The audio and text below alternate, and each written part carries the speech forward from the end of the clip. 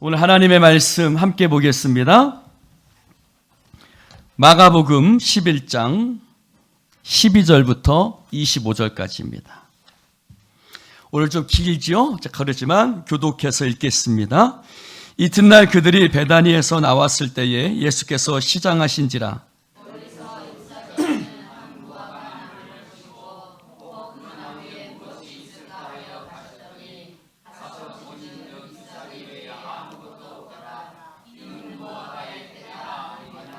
예수께서 나무에게 말씀하여 이르시되 이제부터 영원토록 사람이 내게서 열매를 따먹지 못하리라 하시니 제자들이 이를 듣더라.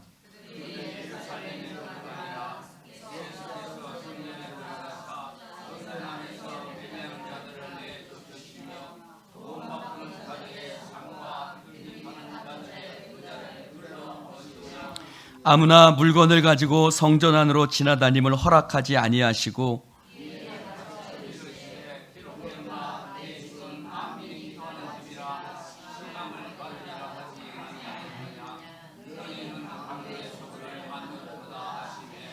대제사장들과 서기관들이 듣고 예수를 어떻게 죽일까 하고 꾀하니 이는 무리가 다 그의 교훈을 놀랍게 여김으로 그를 두려워함일러라. 그들이 아침에 지나갈 때에 무화과 나무가 뿌리째 마른 것을 보고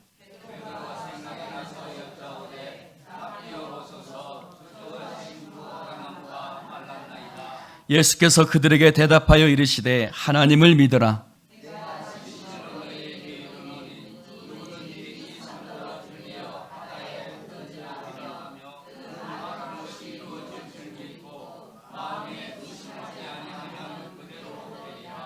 그러므로 내가 너에게 말하노니 무엇이든지 기도하고 구하는 것은 받은 줄로 믿으라. 그리하면 너희에게 그대로 되리라. 서서 기도할 때에 아무에게나 혐의가 있거든 용서하라. 그리하여 하늘에 계신 너희 아버지께서도 너희 허물을 사하여 주시리라 하시니라. 아멘. 우리 옆 사람에게 인사합시다. 주님의 이름으로 사랑합니다. 할렐루야.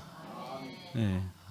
여러분 비가 많이 이제 어제부터 막 쏟아붓기 시작하는데 여러분 강건하시기 바라고 또 여러분의 집안마다 다 무탈하시기를 주님의 이름으로 축원합니다. 늘 오가는 길 조심하시고요. 늘 항상 주 앞에서 늘 좋은 모습으로 서로 만났으면 좋겠습니다. 자, 오늘 말씀은요. 세 개의 단락으로 이루어져 있죠. 세 개의 단락은 첫 번째 무화과, 그리고 성전, 그리고 다시 무화과의 말씀으로 이루어져 있습니다. 여러분 이 말씀을 서로 따로따로 보는 것이 아니라 이 말씀은 서로 연결되어져 있습니다. 여러분 오늘은 지난주에는 우리가 첫 단락을 중심으로 보았고 오늘은 마지막 단락을 중심으로 보고 다음 주에는 그 중간 단락 성전을 중심으로 해서 좀 보려고 합니다. 예수님께서 예루살렘에 들어가신 후에 이튿날 아침에 베다니에서 주무시고 이튿날 아침에 예루살렘으로 들어가시죠. 예루살렘으로 들어가시는데 중간에 예수님께서 시장하셨습니다. 그래서 무엇을 얻을까요? 길가에 서 있는 무화과 나무를 향해서 가셨죠. 근데 무화과 나무에 열매는 없고 잎사귀만 무성한 겁니다. 그리고 모습을 보고 예수님께서 네가 영원히 열매를 맺지 못할 것이다. 예수님이 저주하셨죠. 예수님의 저주는 좀 의외지요? 꼭 그렇게 저주하실 필요가 있을까? 그러나 거기에는 상징적인 의미가 있지요. 그것은 바로 무화과 나무가 열매 없이 잎만 무성한 이스라엘을 상징하고 있기 때문입니다. 예수님께서 성전에 들어가셨습니다. 예수님께서 성전에 들어가시고 나서 그곳에서 장사하는 사람들, 돈 바꾸는 사람들, 비둘기 파는 사람들, 그 사람들의 상을 다 뒤엎으시고 채찍을 만들어서 그들을 다 내쫓으시고 예수님께서 성전을 청결하게 하셨습니다. 그리고 나서 내 집은 만민이 기도하는 집인데 너희가 강도의 소굴을 만든다고 예수님께서 말씀하셨습니다. 그리고서 다시 예수님께서 베다니에 가시고 베다니에서 주무시고 난 이후에 그 다음 날 아침, 그러니까 요일로 치면 화요일입니다. 화요일 날 아침에 예수님께서 다시 베다니를 떠나서 예루살렘으로 가시는데 한 얼마 되지 않습니다. 그 거리가. 이렇게 지나가시는데 어제 지나갔던 그 길을 또 지나가시는 거죠. 거기에 또 뭐가 써 있어요? 무화과 나무가 서 있거든요. 근데 베드로가 보니까 예수님, 저 나무가 뿌리째 말라 죽었네요. 어제 예수님 저주하신 나무 아닙니까? 어떻게 저렇게 하루 만에 뿌리째 말라 죽지요? 라고 베드로가 신기해합니다. 여러분, 왜 예수님께서는 베드로에게 그것을 발견하게 하셨을까? 왜 제자들에게 그것을 발견하게 하셨을까? 여기는 좀 놀라운 의미가 있습니다. 그것은 이제 옛 성전, 즉 강도의 소굴이 되어버렸던 옛 성전은 무너지고 하나님께서 그 새로운 성전을 일으키실 것인데 그 새로운 성전을 일으킬 사람이 누구예요? 바로 예수님의 제자들인 거예요. 할렐루야. 사랑하는 성도 여러분, 하나님께서 우리 예수님 교회를 통해서 하나님의 새로운 교회를 일으켜 주실 줄로 믿습니다. 하나님이 기뻐하시는 교회, 하나님의 말씀과 은혜로 충만한 교회. 여러분, 건물이 좋다고 좋은 교회가 아니잖아요. 하나님이 기뻐하시는 교회가 진짜 교회인 줄로 믿습니다. 근데 그 진짜 교회, 진짜 성전, 진짜 하나님의 집을 누구를 통해서 일으키냐면 바로 예수님의 제자들을 통해서 일으키실 것이기 때문에 그들에게 그것을 발견하게 하신 거예요. 이 시간 말씀을 증거되어 줄 때 하나님께서 우리 가운데 치료의 역사를 베풀어 주실 줄로 믿습니다. 할렐루야. 여러분, 우리가 새로운 교회를 세워야 돼요. 그 새로운 교회는 어떤 새로운 교회가 하나님이 기뻐하시는 새로운 교회를 우리가 바로 여러분의 손으로요. 아따 왜 아멘들 안 하신대? 자, 여러분 손 한번 들어보세요. 이 손으로 하나님이 기뻐하시는 교회를 만들어 가겠습니다. 할렐루야. 그리고 그 옆 사람과 약속하시오. 이 손으로 만들어 가겠습니다. 할렐루야. 바로 그것을 이야기하고 있죠. 하나님께서 바로 제자들을 통해서 그 역사를 이루어 가신다는 거예요. 그리고 예수님께서 그 다음 말씀을 하시는데 조금 생뚱맞게 들릴 수도 있어요. 뭐라고 말씀하시냐면 22절부터 25절까지인데 하나님은 우리 같이 다시 한번 읽어봅시다. 시작. 예수께서 그들에게 대답하여 이르시되 하나님을 믿으라. 내가 진실로 너희에게 이르노니 누구든지 이 산더러 들리어 바다에 던져지라 하며 그 말하는 것이 이루어질 줄 믿고 마음에 의심하지 아니하면 그대로 되리라. 그러므로 내가 너희에게 말하노니 무엇이든지 기도하고 구하는 것은 받은 줄로 믿으라. 그리하면 너희에게 그대로 되리라. 서서 기도할 때에 아무에게나 혐의가 있거든 용서하라. 그리하여야 하늘에 계신 너희 아버지께서도 너희 허물을 사하여 주시리라. 성전에 대한 말씀을 하시다가 갑자기 이 산들어 들리어 바다에 던지려 하면 그대로 되리라. 그래서 너희들이 서서 기도한 것은 받은 줄로 믿으라. 그러면 그대로 되리라. 그리고 너희가 기도할 때 형제에게 혐의가 있거든 용서해라. 하늘에 계신 너희 아버지께서 용서하신 것처럼 너도 용서해라. 갑자기 이 말씀을 하신다. 이게 앞에 있는 말씀과 무슨 의미가, 무슨 연결이 될까? 여러분, 제가 오늘 아침에 6시쯤 집에서 나왔는데 CBS를 틀었어요. CBS를 트니까 여의도 순복음교회 예배 실황을 이렇게 중계해 주더라고요. CBS 그 라디오에서. 근데 제가 들어보니까 여의도 순복음교회 성도들은 그냥 아멘을 그렇게 잘하더라고요. 아니 별것도 아닌데 그 이영우 목사님 말씀을 딱 하니까 막 아멘, 아멘 막 성전이 떠나갈 것처럼 막 아멘을 하시더라고요. 그래서 내가 이영우 목사님한테 내가 설교를 못하긴 합니다만 근데 내가 들어보니까 별것도 아닌데 그냥 하나님 말씀이 선포되는 것에 다 아멘을 한단 말입니다. 여러분, 하나님 앞에 설 때는요 우리가 두 가지를 가져야 됩니다. 하나는요, 한번 따라해 봅시다. 단순함. 하나님 앞에 어린아이처럼 아멘하는 믿음이에요. 할렐루야. 단순한 믿음을 가져야 돼요. 어린아이처럼요. 어린아이가 어른 앞에 다 받아들이는 것처럼 하나님의 말씀이 선포될 때 내 생각과 내 경험을 가지고 받아보는 것이 아니라 무조건 하나님의 말씀 앞에서는 아멘입니다. 그런데 그 아멘, 그 단순한 뿐만 아니라 또 하나를 가져야 되는데 그것은 깊이입니다. 따라해 봅시다. 깊이. 깊이는 뭐냐면요. 하나님의 말씀을 알아야 된다는 뜻이에요. 무조건 아멘하는 것이 아니라 하나님의 말씀에는 무조건 아멘인데 왜 아멘이냐는 거예요. 여러분, 제가 말씀을 선포할 때 좀 어렵다고 느끼실 수도 있어요. 근데 저는 여러분들에게 왜 이 말씀이 그렇게 되느냐를 여러분들에게 늘 가르쳐 주려고 애를 씁니다. 이 말씀이 도대체 무슨 뜻이냐는 거죠. 여러분, 하나님은 역사하십니다. 하나님이 기적이십니다라고 그냥 선포하는 것이 아니라 왜 하나님이 역사인지, 왜 하나님의 기적인지를 우리가 알고 내 믿음의 근거에 대해서 설명해 주어야 돼요. 그래서 단순함과 깊이가 있어야 돼요. 할렐루야. 그래서 나의 믿음에 대해서 스스로 설명하고 근거가 있어야 돼요. 말씀에서 이렇게 말씀하고 있으니 내가 이렇게 믿는다는 거죠. 여러분, 신천지의 장로 권사님들이 그렇게 많이 넘어간대요. 놀랄 노릇 아닙니까? 말씀에 깊이가 없어서 그래요. 여러분, 단순함과 깊이를 가질 수 있기를 주님의 이름으로 축원합니다. 그러나 우리는 보통 반대의 경우를 가진 경우들도 많이 있습니다. 말씀 앞에서는 단순하지 않아요. 아멘을 못하는 거죠. 잘 아멘을 안 해요. 왜? 내 생각과 내 경험이 충만하기 때문에 그래요. 그렇다고 말씀에 깊이가 있느냐? 말씀에 그런 경우 대부분 말씀의 깊이를 갖지 못합니다. 여러분, 단순함과 깊이가 있기를 주님의 이름으로 축원합니다. 자, 그러면 왜 이 말씀을 하셨을까라는 겁니다. 왜 성전에 대한 말씀 다음에 왜 이 말씀을 하셨냐는 거예요.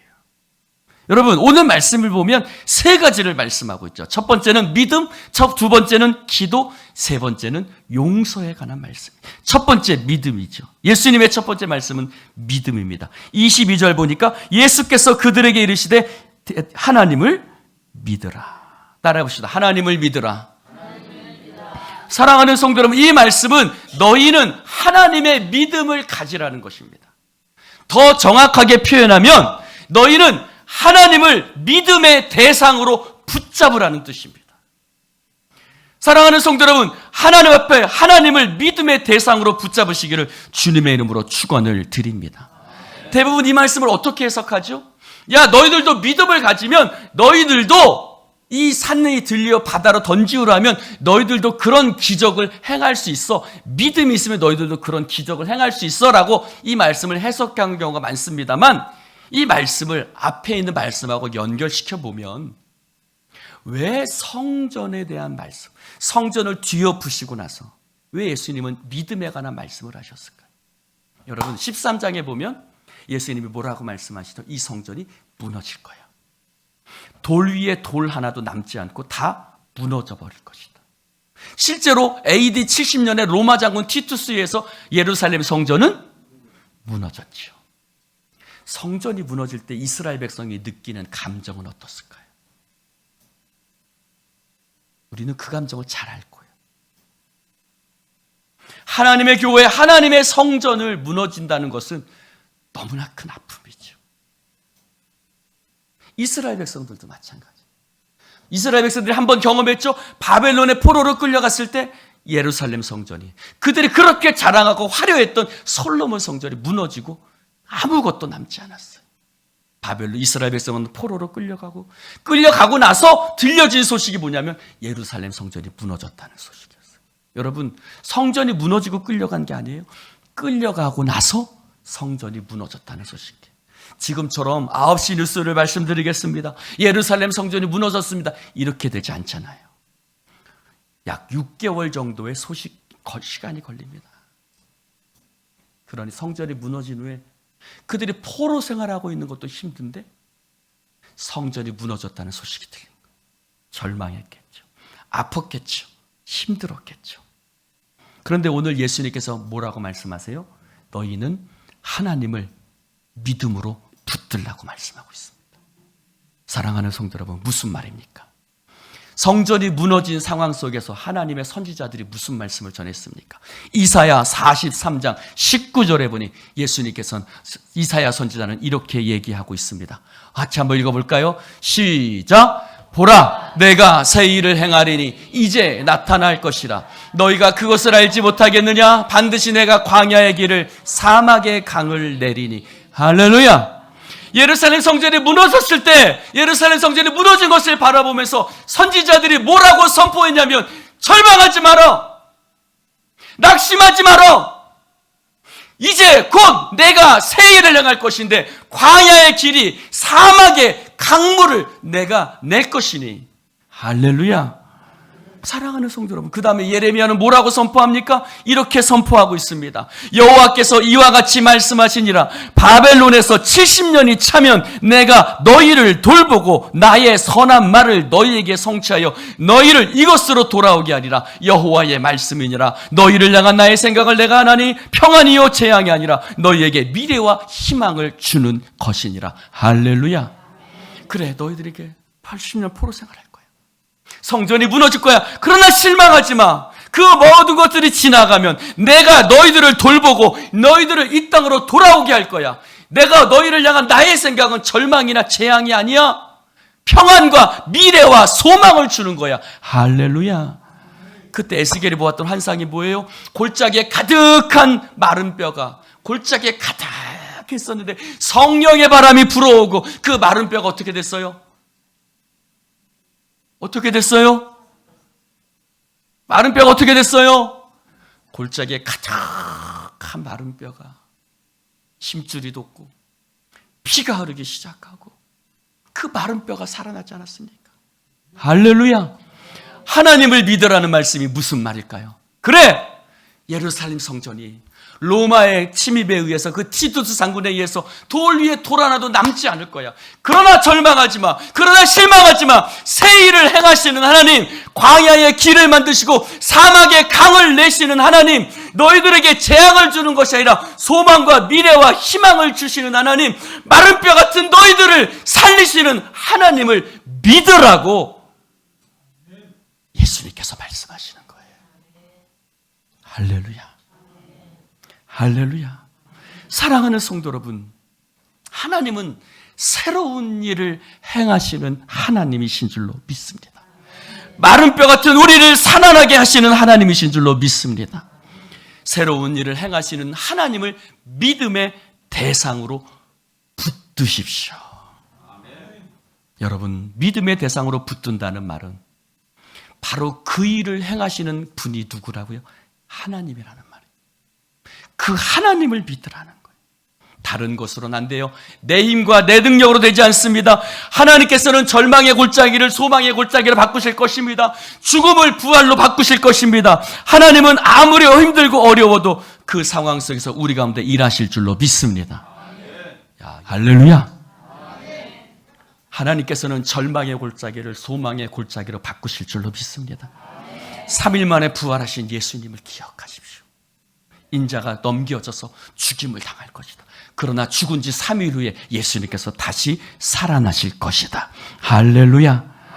우리에게 동일한 역사가 있을 거예요. 네. 우리에게 동일한 역사가 있을 거예요. 여러분, 절망하지 마세요. 우리에게도 동일한 아픔이 있지요. 그러나 그곳에서 새로운 일을 행하시는 하나님을 주님의 이름으로 바라보시기를 축원합니다.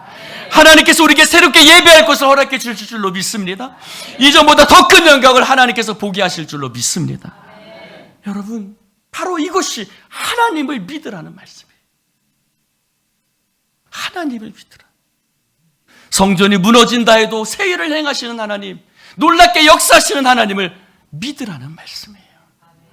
그래서 예수님이 하시는 말씀이 뭐예요? 너희가 이 산더러 들리어 바다에 던지려 하여도 그대로 될 거야. 그 말하는 것이 이루심을 줄 믿고 마음에 의심하지 아니하면 그대로 되리라. 여러분, 이 산이 던진, 여기서 말하는 이 산이 어떤 산이에요? 여러분, 그들이 지금 어디 서 있어요? 성전에 서 있잖아요. 성전에 서서 예수님께서 이 산, 우리가 여기 서서 예배를 드리면서 여기라고 말하면 어디예요? 여기가 어디예요? 여수죠. 교회를 얘기하겠죠. 그럼 예수님이 여기서 예수님께서 예루살렘 성전에 서서 여기 이 산이라고 말씀하시면 어디를 얘기하는 거예요? 성전이 서 있는 시온산을 얘기하겠죠. 할렐루야. 그런데 성전에 있는 시온산이 뭐라고요? 바다에 던져진다는 거예요. 이 말은 이상한 말이에요. 왜요? 시편에 보면 이렇게 얘기하고 있거든요. 뭐라고 얘기해요? 땅이 변하든지 산이 흔들려 바닷 가운데 빠지든지 하나님이 그 성중에 계심에 성이 흔들리지 아니할 것이라. 새벽에 하나님이 도우시리로다. 할렐루야. 이 말씀은 뭐예요? 시온산은 흔들리지 않는다는 말이거든요. 근데 예수님이 뭐라고 말하세요? 이 시온산이 바다에 던져 빠지운다고 말씀하고 있어요. 무슨 뜻이에요? 아니, 하나님이 계신 그 시온산이, 그 예루살렘 성전이 바다에 던져진다니요. 충격이죠. 여러분, 이 말씀은 미가서의 말씀으로 해석할 수 있습니다. 미가서 말씀 한번 보겠습니다. 같이 한번 읽어볼까요?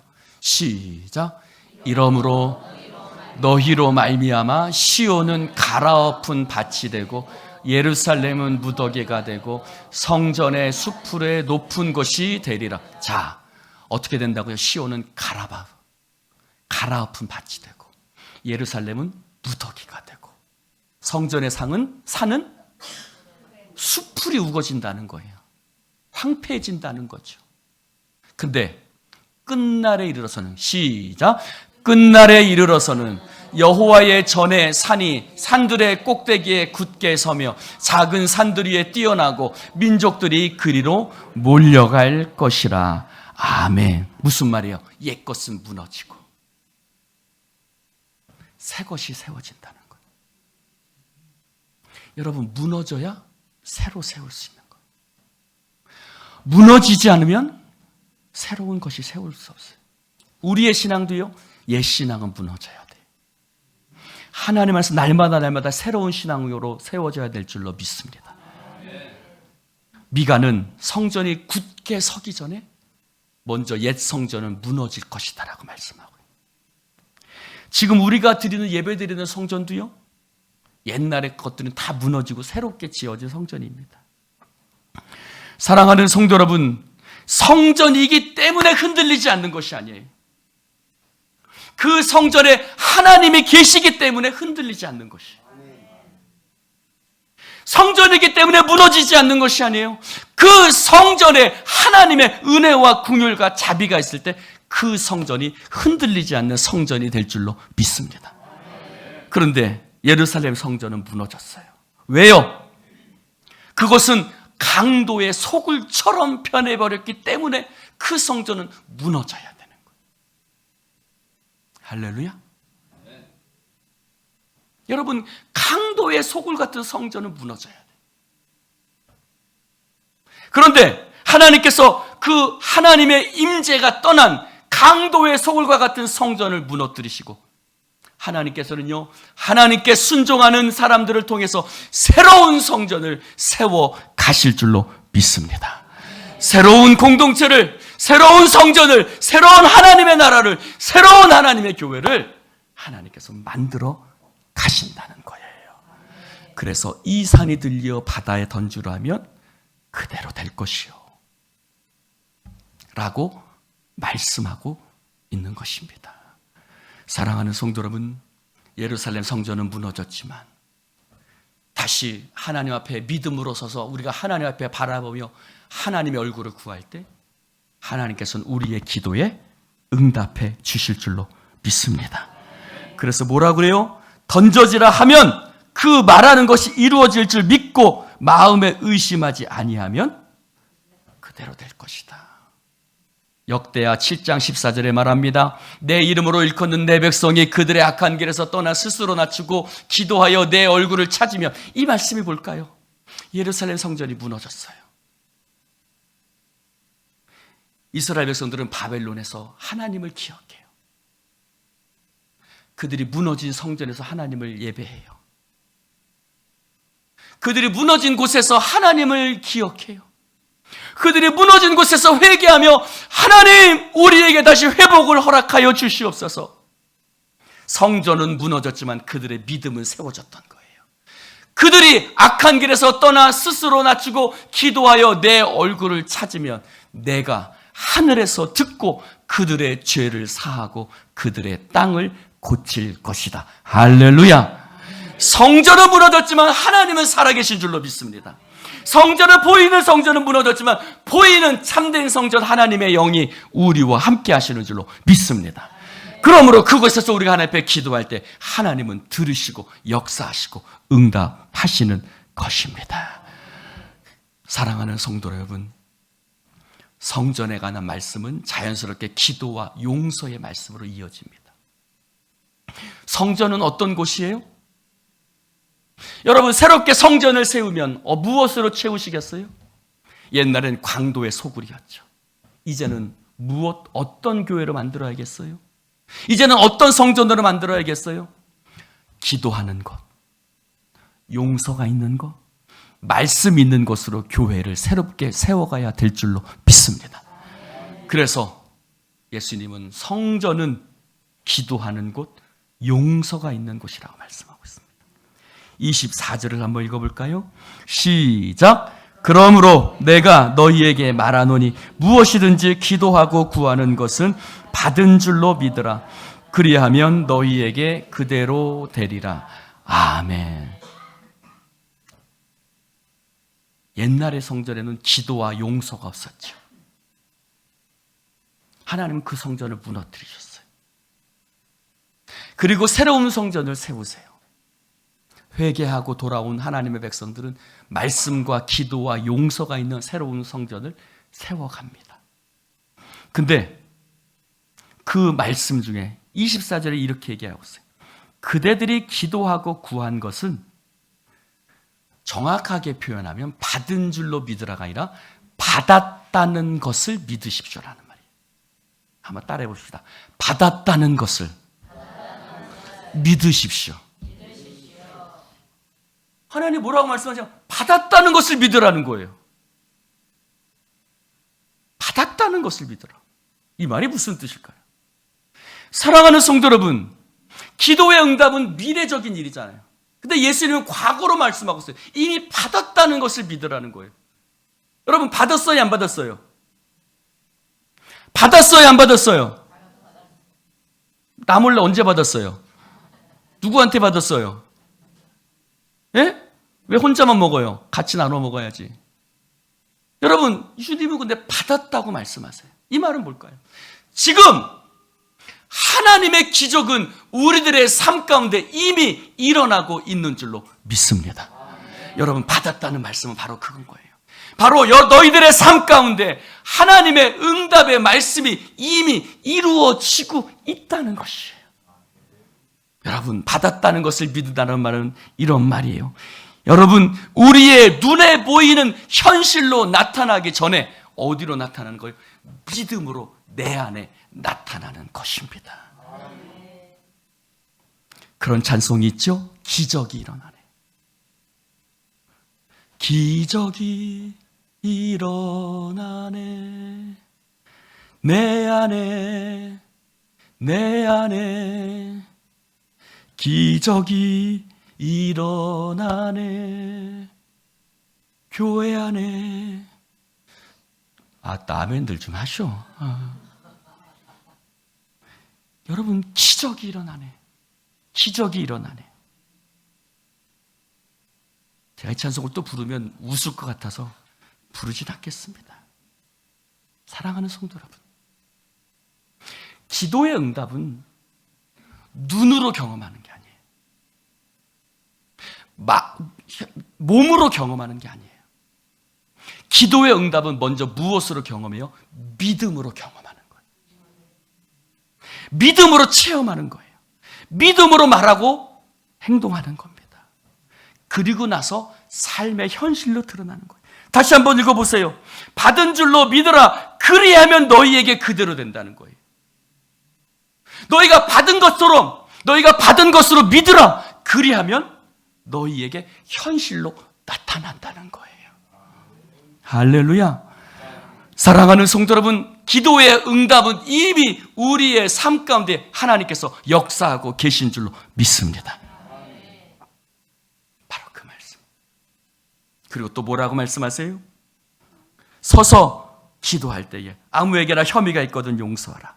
그리하여야 하늘에 계신 너희 아버지께서도 너희 허물을 사하여 주시리라. 유대인들은 서서 기도를 많이 합니다. 유대인들은 서서 기도하는 것이 일반적인 기도의 습관이었어요. 지금도 통곡 예배 앞에 그들이 서서 통곡하며 기도하지요. 그때 예수님이 말씀하십니다. 서서 기도할 때에 여러분, 우리의 기도는 하나님 앞에 서서 드리는 기도일 뿐만 아니라 옆에 있는 다른 사람과의 관계 속에도 우리의 기도는 반영돼야 돼요. 다시 한번요. 우리의 기도는 하나님 앞에 드리는 기도일 뿐만 아니라 우리의 기도가 어디에 반영돼야 되냐면 우리의 삶의 관계 속에 우리의 기도가 반영돼야 됩니다. 우리는 기도를 하나님과 해요. 그런데 하나님은 뭐라고 말씀하세요? 너희가 기도할 때 먼저 아무에게나 혐의가 있거든 용서해라. 사랑하는 성도 여러분, 내 마음속에 누구를 탓하는 것이 있거든, 누군가에게 거슬러서 무언가를 내 마음속에 가지고 있다면 우리는 용서해야 합니다. 그리고 기도할 때 하나님이 응답하십니다. 여러분, 성전에서 언제 용서가 일어나죠? 제물을 드리죠. 죄진 사람이 제물을 끌고 와요. 그러면 제물을 끌고 와서 그 제물을 각을 뜨고 피를 내서 피는 제단에 뿌리고 또 그 제물은 제단 위에 올려서 제물을 태우죠. 근데 여러분, 그 제물이 어떤 제물이어야 돼요? 흠 없는 제물이어야 돼요. 그렇죠? 흠이 없는 온전한 제물이어야 돼요. 그러면 온전한 제물을 드려야 하나님께서 그 제사를 받으시고 그들의 죄를 어떻게 하세요? 용서하시는 거예요. 사하시는 거예요. 지금 우리가 예배를 드리고 있어요. 여기 제물이 어디 있어요? 누가 제물이에요? 로마서 12장 1절을 한번 읽어봅시다. 시작. 그러므로 형제들아, 내가 하나님의 모든 자비하심으로 너희를 권하노니 너희 몸을 하나님의 기뻐하시는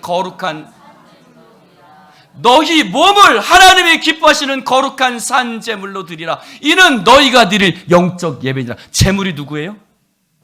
물론 예수님이 우리의 제물 되시죠. 그런데 바울은 뭐라고 말합니까? 예수님과 함께 누가 제물이라고요? 따라해 봅시다. 내가 제물입니다. 누가 제물이라고요? 내가요. 네가가 아니라 내가요. 옆 사람에게 인사합시다. 내가 제물입니다. 할렐루야. 내가 제물이에요. 그런데요, 하나님 앞에 용서를 받으려면 제물이 온전해야 돼요. 근데 내 마음속에 미움이 있어요. 용서함이 없어요. 그러면 이 제물을 하나님이 받으실까요? 안 받으실까요? 안 받으시죠. 흠 있는 제물은 하나님이 받지 않으세요. 그러므로 내가 어떻게 해야 돼요? 온전한 제물 돼야겠죠. 할렐루야. 내가 제물이에요. 여러분이 제물이에요. 여러분이 하나님 앞에 뭐라고 말씀하십니까? 너희에게 아무에게나 혐의가 있거든 용서하라. 그리하여야 네가 산 제물로서 누구에게 용서하지 못한 마음이 있다면 네가 이번 주 용서의 마음을 품고 온전한 제물이 되어라. 그래야만 하나님께서 너희의 기도를 받으실 것이다. 할렐루야. 사랑하는 성도 여러분, 성전의 성전됨의 회복은 어떻게 이루어집니까? 성전이 말씀과 기도와 사랑과 용서로 채워질 때 그 성전은 진짜 성전 되는 줄로 믿습니다. 아무리 화려하고 멋진 성전이라 할지라도 그 성전이 강도의 소굴처럼 채워져 있다면 그 성전은 참된 성전일 수 없습니다. 여러분, 하나님의 기적은 지금 이미 우리의 삶 가운데 이루어지고 있는 줄로 믿습니다. 그러므로 성전이 무너지는 상황이 온다 할지라도 두려워하지 마. 내가 새 일을 행하잖아. 이미 기적은 너희 가운데 일어나고 있어요. 여러분, 하나님의 기적은 우리 가운데 이미 일어나고 있는 줄로 믿습니다. 우리의 기적은 어떻게 일어나야겠어요? 다시 큰 성전 짓는 기적이요? 아니요. 하나님이 말하는 그 기적은 그런 기적이 아니에요. 하나님이 기뻐하시는 것들로 채워지는 역사, 그것이 하나님이 말씀하시는 기적이에요. 할렐루야.